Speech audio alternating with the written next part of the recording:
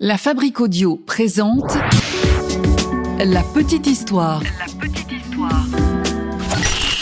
www.lafabriqueaudio.com.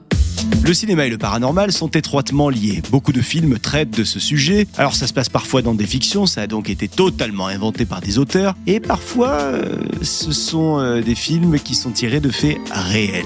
On a parlé de plateaux de tournage hantés, mais il existe un lieu iconique d'Hollywood qui lie complètement le cinéma et le paranormal. Figurez-vous que le fameux panneau en lettres blanches Hollywood serait hanté par un fantôme. Ouais, il s'agirait du fantôme d'une jeune actrice américaine. Vous êtes maintenant ici, et quoi qu'il arrive, vous ne pouvez plus reculer. Salut tout le monde, bienvenue dans ce nouvel épisode de La Petite Histoire du Paranormal. Je suis Florent Mounier et c'est moi qui vais vous raconter cette histoire écrite et mixée par Sébastien Girard. Avec lui d'ailleurs, nous allons faire un petit épisode bonus pour la fin de l'année pour, entre autres, revenir sur votre année 2023 avec La Petite Histoire. On va vous parler de l'avenir de La Petite Histoire, des petites nouveautés qui arrivent pour 2024. Donc, on en profite pour vous proposer de nous poser vos questions. Si vous voulez en savoir plus sur La Petite Histoire, sur les coulisses, sur le fonctionnement, ou quoi que ce soit d'ailleurs, vous pouvez nous raconter vos petites histoires à vous. Vous vous inscrivez en commentaire sur Spotify ou en envoyant un petit mail sur contact@lafabriqueaudio.com, la fabrique avec un K, ou alors en vous inscrivant également par message via nos réseaux sociaux. On est sur X, Twitter, Facebook, mais également Instagram. Allez, on prend la direction tout de suite des États-Unis. Et nous sommes en 1908, le 5 janvier précisément. C'est ce jour que naît Peg and Whistle à Port Talbot, une ville industrielle du pays de Galles. On sait peu de choses sur la maman de Peg, Emily Stevenson. En revanche, son père, Robert Simes Entwistle, est régisseur et acteur. Et c'est d'ailleurs grâce à ça que le père a obtenu la garde de Peg après son divorce. Peg quitte donc assez tôt Port Talbot pour aller aux États-Unis. Et à New York précisément. Elle y arrive en 1913. Un an plus tard, Robert se marie avec Loretta Ross, qui n'est autre que la sœur de l'actrice Jane Ross. Elle est connue entre autres pour son rôle dans la série Star Trek de 1966. Bon, malheureusement, Loretta va mourir en 1921 d'une maladie. Robert, lui, le papa donc, il meurt un an plus tard d'un accident de voiture. C'est un peu la série noire. Alors Peg, ainsi que ses deux frères, vont être adoptés. Et c'est à ce moment-là que la jeune femme tombe en dépression. Une dépression qui va la suivre toute sa vie, mais qui ne va quand même pas l'empêcher de se battre pour accéder à son rêve, celui de devenir actrice.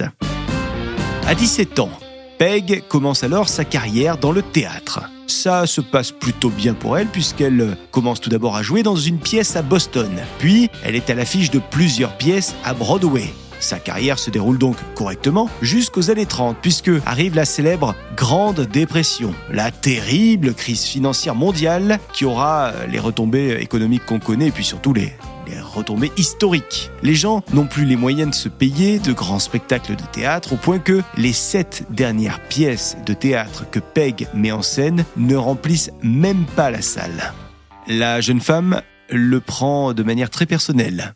Elle ressent comme un échec profond, un échec qui la replonge dans une grande dépression et surtout qui l'amène à l'alcoolisme.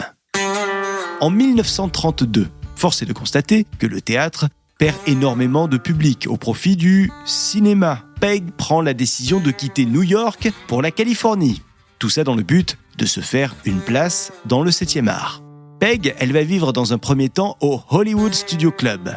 Il s'agit d'un immeuble de location, un immeuble qui est réservé aux jeunes acteurs en devenir. Elle ne va pas y rester très longtemps puisque ça coûte cher et ses finances ne vont pas vraiment bien. Donc elle doit vite déménager. Elle déménage chez son oncle, le temps de trouver un rôle. Mais le temps passe et Peg, pour l'instant, elle n'a pas trouvé le rôle qu'elle avait imaginé. Elle a juste trouvé un rôle au théâtre dans une pièce dont elle partage l'affiche avec une actrice. L'actrice, c'est Billie Burke. Alors à force de persévérance, Peg, elle réussit enfin à décrocher un rôle. Ce rôle, elle l'a dans un film produit par une icône de l'âge d'or du cinéma, le producteur David Selznick. Il est connu entre autres pour avoir produit un certain Autant en emporte le vent.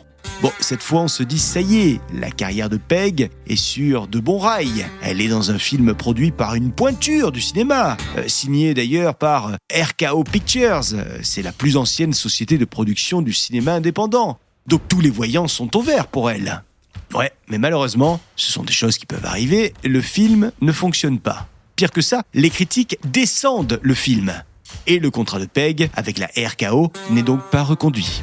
Et là s'ensuit une série de castings, d'auditions, histoire de se faire remarquer. Mais personne n'engage Peg. Peg ne croit plus du tout en elle, ni en son talent. Elle se sent rejetée par le monde entier. Elle n'a même plus d'argent. Elle se met donc à faire des photos en petite tenue pour des revues, pour des livres, histoire de joindre les deux bouts.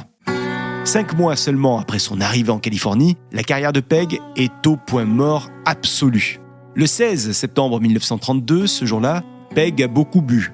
Vous me direz, ces derniers temps, elle boit quasiment tous les jours. Le 16 septembre donc, Peg dit à son oncle qu'elle sort faire une course. En réalité, Peg se rend sur le mont Lee, où se trouvent les célèbres lettres blanches Hollywood. Une fois au pied du H de Hollywood, Peg enlève sa veste. Une veste qu'elle plie soigneusement avant de la poser au sol. Peg emprunte alors l'échelle de service et, arrivée en haut de la lettre H, elle regarde droit devant elle.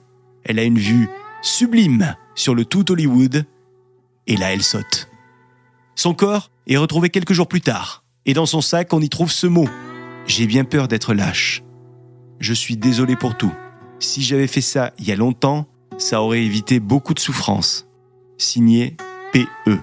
Bon, le pire dans tout ça, c'est que 2 jours après sa mort, son oncle reçoit une lettre qui est destinée à Peg. Elle a été envoyée, cette lettre, la veille de la mort de Peg. Dans cette lettre, on peut lire qu'on lui propose un contrat. On lui propose même de tenir un premier rôle.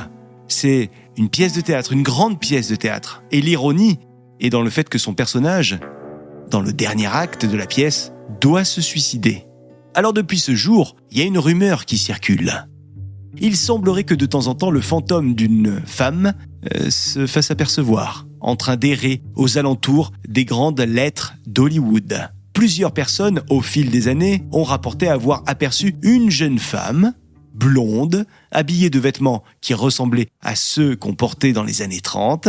Et cette jeune femme semblait perdue, mais surtout, elle ne souhaitait pas qu'on l'approche. Elle disparaissait derrière le panneau dès qu'on s'approchait d'elle. Elle semblait comme volatilisée. Un jour d'ailleurs, un couple se balade avec son chien sur le sentier qui longe le panneau des lettres d'Hollywood. Et ce couple-là, ils voient leur animal, leur petit chien, se coucher. Le chien se met à gémir. Et au même moment, ils voient une femme qui avance sur le sentier. Cette femme est blonde. Elle est habillée avec de vieux vêtements. Puis elle disparaît. Plus tard, un ranger aurait vu, plusieurs fois d'ailleurs, le fantôme de Peg. D'après lui, les apparitions se font tard dans la nuit, quand le temps est brumeux. Et à chaque apparition, on sent comme une odeur de gardénia, une fleur qui composait, soi-disant, le parfum de Peg. Un habitant de la zone aurait rapporté lui aussi les mêmes propos à peu près que le ranger. Il aurait même dit avoir aperçu ce fantôme lors de l'une de ses randonnées. Et il dit, je cite, « Cette femme semblait très étrange. Elle ne marchait pas. Elle semblait glisser. Pas voler, mais glisser. Elle ne semblait pas être un fantôme, mais elle était très étrange. Étrange, mais très douce. » Plusieurs émissions ont tenté d'enquêter sur cette histoire. Des émissions plus ou moins crédibles, comme Ghost Adventure par exemple, qu'on connaît bien pour leur côté très spectaculaire, mais très décrié aussi, pour ne pas dire totalement scénarisé. Bon, quoi qu'il en soit, la vie de Peg Entwistle, aura été marquée par de nombreuses tragédies, qui à force de s'accumuler, n'auront fait que plonger cette pauvre jeune femme dans la dépression et l'alcoolisme. Son histoire aura inspiré plusieurs œuvres, notamment une bande dessinée qui s'appelle Nowhere Iceland. L'intrigue de départ est basée sur son suicide. En tout cas, si vous allez à Hollywood et que vous passez par le Mont Lee, ne vous inquiétez pas. Peg ne vous veut aucun mal si vous l'apercevez. Voilà pour cette petite histoire du paranormal autour de Peg, le fantôme d'Hollywood.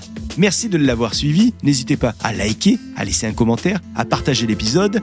Je vous rappelle également que vous pouvez nous poser des questions concernant la petite histoire et plus généralement l'équipe de la Fabrique Audio. On prépare avec Sébastien Girard un épisode bonus pour cette fin d'année. Donc n'hésitez pas si vous souhaitez participer à cet épisode. Vous nous le dites sur les réseaux sociaux de la petite histoire, Twitter, X, Instagram et Facebook. Et puis également via Spotify, il y a moyen de nous envoyer des messages. En attendant, moi je vous dis à la semaine prochaine pour un nouvel épisode de la petite histoire. Salut! La Fabrique Audio présente La Petite Histoire.